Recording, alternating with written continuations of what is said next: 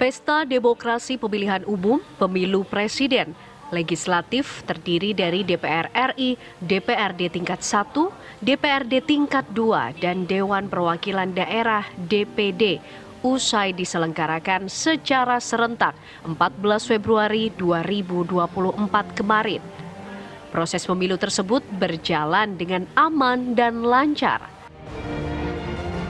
Pasangan nomor urut 1 Anies Rashid Baswedan, Muhaimin Iskandar, pasangan nomor urut 2 Prabowo Subianto, Gibran Rakabuming Raka, dan pasangan nomor urut 3 Ganjar Pranowo Mahfud MD merupakan putra terbaik bangsa sebagai calon presiden dan calon wakil presiden 2024 yang ikut berkontestasi.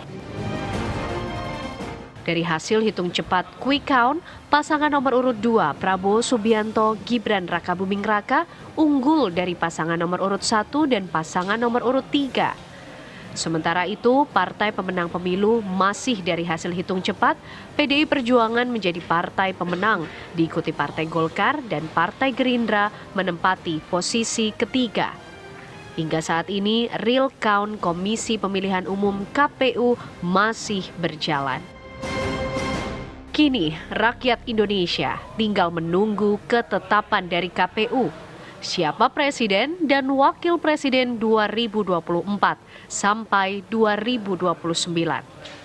Jika ada perselisihan terkait dengan hasil pemilu, bagi para pasangan calon presiden dan calon wakil presiden beserta partai politik bisa menempuh jalur hukum di Mahkamah Konstitusi. Usai sudah, warga bangsa menentukan pilihannya di pemilu 2024. Pemilu sebagai sarana demokrasi dan memilih pemimpin telah digelar. Mari saatnya semua komponen bangsa bergandeng tangan bersama-sama membangun bangsa ke depan menjadi lebih baik.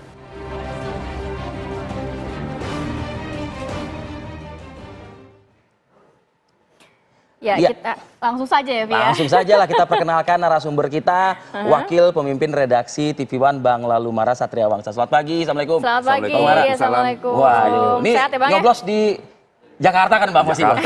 Kirain ikutan pulang kampung nih Bang Mara nih. Nyoblos tetap di Jakarta. Tapi overall Bang, nih overall Abang kan sempat berkeliling juga dan lain sebagainya, memantau juga dari redaksi kita. Bagaimana redaksi melihat jalannya proses 14 Februari Bang? Alhamdulillah kita semua patut bersyukur. Ya. Alhamdulillah bahwa pemilu berjalan damai dan lancar.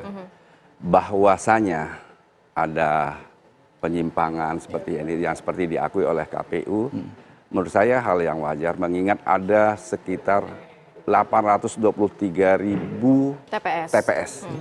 3.000 diantaranya itu di luar negeri. Ya. Dan pekerjaan yang sekarang adalah bagaimana para paslon maupun partai politik ini mengawal suara.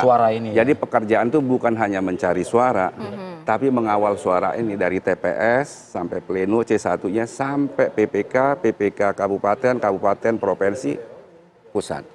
Kawalah itu suara. Kan itu akan kelihatan karena barang bukti yang dipakai bila ada sengketa. Ada sengketa. Dan baiknya dibawa ke sesuai undang-undang itu ke Bawaslu dan atau ke MK, yaitu C1 faktual, C1 faktual pleno. Bukan sirekap. Sirekap ini kan sebagai bentuk bagian transparansi saja. Dan itu baik bahwa namanya teknologi pasti ada ini. Artinya Bang, kalau ada suara-suara seperti kayak mereka yang mungkin saat ini masih terus mengawal tadi yang Bang Mara sampaikan, ada suara-suara yang mengatakan ini perlu diaudit, ini IT atau sirekap ini begitu? Yang perlu sekarang itu adalah seperti apa yang disampaikan Pak Anies dalam pidato terakhir itu bahwa pekerjaan belum selesai. Pekerjaan masih banyak. Kawallah suara dari TPS, PPS, PPK, kabupaten, provinsi itu. C1 pleno di situ. Jangan sampai nanti sudah ada sirekapnya ini tapi faktualnya di sini. Begini. Karena di C1 itu semua tanda tangan saksi. Tidak mungkinlah paslon 3 paslon ini tidak punya saksi di 823.000 TPS itu. Pasti punya. Bang, tapi apakah di tahun 2024 ini dari redaksi kita melihatnya agak berbeda jika dibandingkan tahun-tahun sebelumnya? Atau sebenarnya memang setiap pemilu seperti ini wajar, sering terjadi kok Bang? Kalau seperti yang dibilang Pak Mahfud sebelumnya kan juga bilang bahwa pasti yang ini ada bilang tuduhnya curang. Pak Mahfud juga sendiri bilang begitu. Di 2019. Dia bilang begitu. Jadi ya ini kita nikmati bahwa tidak ada yang sempurna, kayak main bola saja. Kalau main bola ini sebelum kita bertanding itu ada technical meeting. Kita putuskan wasit siapa, kita tahu kostum kita apa, pemain ini semua kita tahu, semua aturan pertandingan kita dijelaskan. Jelas, sudah clear. Jelas, clear. Kita cek lapangannya, ya udah sesuai nih standar ini, ya udah. Bahwa di pertandingan ada yang sliding, ada ini apa, itu biar. Tapi begitu habis pertandingan kesalaman. Next time better. Pak Prabowo kan 4 kali bertanding, baru 4 kali ini yang baru sesuai quick count, beliau unggul, gitu kan. Kalau Pak Anies dan Pak Ganjar kan baru pertama kali, dan rasanya di politik kan vidi-vidi kan dari zaman Yunani. Aku datang, aku lihat, aku menang kan itu zaman Yunani. Intinya dia sudah berproses. Sudah proses ya, Bang, ya. Nah, Bang, menarik kalau tadi Abang mengatakan di PP, SPPK, ya kan Bang? Terus ada kabupaten, provinsi begitu ya. Nah, artinya di setiap lini ini kan tentu kan ada yang namanya pengawas, saksi. Ada semua lengkap. Nah, kok masih bisa ditemukan adanya misalnya apa namanya ketidaksesuaian? Kan masing-masing paslon sudah mengerahkan saksi, begitu ya? Main bola aja ada VAR masih ada lewat. Gimana? Itu di sepak bola. Itu sepak bola apalagi begini. Apalagi begitu. Ya, jadi kita lihat aja dari 823 TPS, 823.220 TPS ini, berapa TPS yang terjadi? Nah, dari berapa TPS itu lihat persentasenya. Apakah yang ini akan menggugur yang lebih besar? Apalagi kan diatur di Undang-Undang Pemilu kan sudah ada mekanisme diatur. Ya bawa ke Bawaslu, bawa ke MK dengan bukti faktual C1 pleno. Ini bukan sirekap. Jadi jangan salah juga, bukan sirekap. Barang buktinya nih C1 pleno. Karena itu pekerjaan baik paslon maupun caleg ini belum selesai. Baru mencari suara, mengambil pengawal suara belum selesai nih. Pengawalan sampai nanti KPU sampai pleno. Itu berat ini ngawal suara. Bukan kerjaan mudah, lebih berat daripada mencari suara. Tapi sebenarnya memang kita juga harus tahu, memang tadi Abang mengatakan kan kanal-kanalnya sudah jelas. Kalau ngerasa ada dugaan, ada pelanggaran, dibawa ke ranah yang jelas juga ya. Koridornya sudah ada ya. Bawaslu, habis itu MK. Gitu. Kalau ada yang pidana ya serahkan ke polisi kalau bisa. Aja. Saya kira menurut kami baik kita dengan narasi-narasi tidaklah mendelegitimasi pemilu ini. Menurut kami ya ini sudah baik dan lancar. Kekurangan pasti ada. Ya sekarang tinggal ya itu. Kalau memang ada penyimpangan ya buktikan. Tapi nampaknya untuk tahun ini, pemilu tahun ini polarisasinya sangat sedikit ya Bang, nggak ada ya? Ributnya hanya di grup WA, tergantung, kita jangan hati-hati masuk grup WA, tergantung kalau mayoritasnya ini bisa rame, ini tergantung, hati-hati di grup WA, ramenya di grup WA. Berarti nanti mungkin setelah pelantikan juga lebih adem lagi ya pastinya ya Bang ya? Mudah-mudahan apalagi Pak Prabowo, ya dalam pidatonya ingin merangkul semua, dan ingin menjadi dan akan jadi presiden bagi yang memilih maupun yang tidak memilih. Saya kira sign yang bagus, tanda yang bagus untuk Indonesia ke depan. Kita lihat Indonesia ke depan. Dan bagi partai-partai ya perlu ada checks and balance juga gitu. Bahwa perbedaan bukan berarti untuk menghambat. Harusnya persepsinya begitu. Jadi perbedaan itu adalah untuk menyempurnakan. Jadi ada perbedaan nanti pada saat di DPR atau apa itu dilihatnya sebagai bukan jadi permusuhan. Tapi bagian daripada koreksi, bagian daripada untuk membuat pemerintah ini dalam jalan di koridor yang benar. Betul, dan perlu tetap ada check and balance tadi ya. Perlu, gitu ya. perlu ada. Artinya kalau kita mau mengambil satu kata rekonsiliasi misalnya seperti itu.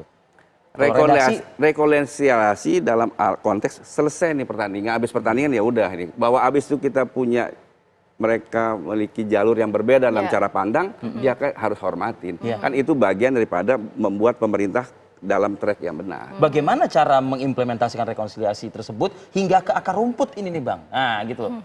Dan dengan satu, pada saat KPU setelah menetapkan, ya habis itu baik para pemimpin-pemimpin yang berkompetisi ini langsung memberikan statement yang setuju. Bahwa selanjutnya akan bagaimana persiapannya untuk ini kan tergantung pada partai masing-masing. Mau masuk dalam koalisi, mau oposisi, dua-duanya mulia ya Bang ya? Dua-duanya mulia, tergantung pada partai politik masing-masing. Kan itu sudah hak daripada ketua partainya. Ya. Oke, Bang Mara, satu hal yang nggak juga kita bisa lupakan adalah peran serta sejumlah elemen masyarakat, lembaga negara juga. Mungkin redaksi melihatnya bagaimana, Bang? Terkait dengan pengamanan, ketertiban, dan lain sebagainya. Kalau dilihat selama pemberitaan kan hampir tidak ada hal yang Satu, amat dua. sangat luar biasa. 1, 2, biasa. Ini Sabang sampai Merauke. Oke. Negara ini luas, pasti ada kejadian. Tidak ada yang sempurna. Main bola aja pasti ada. Iya. Itu yang 90 menit. Iya. Gitu. Apalagi- Ada PAR lagi ini. Ada par lagi. Apa mungkin nanti pemilu ke depan ada VAR juga di setiap TPS, kan nggak mungkin juga gitu. Jadi apa yang mungkin paling disoroti oleh redaksi TV One untuk mungkin masyarakat juga, yuk kita sama-sama menunggu saja hasil menunggu dari saja. KPU. KPU, dan mari kita tidak mendelegitimasi pemilu yang sudah baik dan lancar. Kekurangan pasti ada, ya, untuk perbaikan proses ke depan. Dan itu tergantung pada partai politik yang menyusun undang-undang. Ini undang-undang yang nyusun semua partai yang mengusung capres ini. Iya. Ya, betul, betul. Lah apa? Terus mau ngomong apa? Ini undang-undang pemilu disusun oleh semua partai yang mengusung Capres-capres capres. ini. Iya, ini yang produk ikut, mereka nih. yang ikut bertanding juga di pileknya Iya, ini. iya, iya, iya. Wah. Oke. Oke, harapannya kita semua juga nanti semua pihak bisa menerima keputusan KPU di tanggal 20 Maret begitu ya. Dan menantikan saja sambil juga mengawal. Jangan hanya memberikan suara, tapi hanya juga mengawal juga bagaimana nantinya perhitungan suara. Begitu ya kurang lebih, Bang. Iya.